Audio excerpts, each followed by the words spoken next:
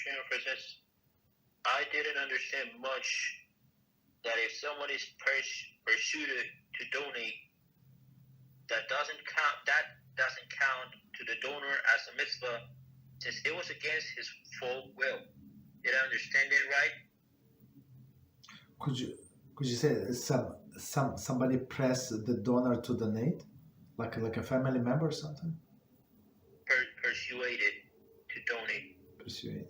Yes, I mean, it's a persuaded. It's a pressed, right?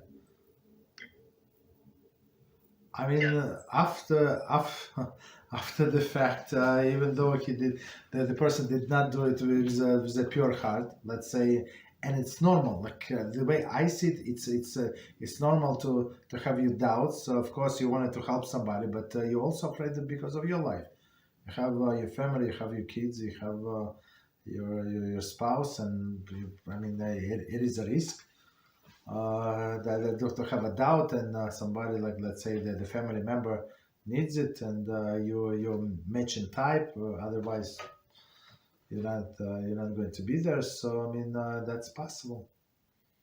That's right, to have the doubts. So but at the end of the day, the person did the mitzvah. That's what counts, not the doubts, but even with a heavy heart, but right. But I guess this heavy heart because of the fear that he might suffer or she might suffer.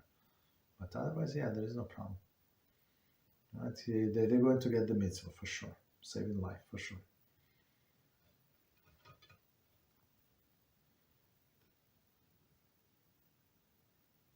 Thanks, Rabbi. You're welcome.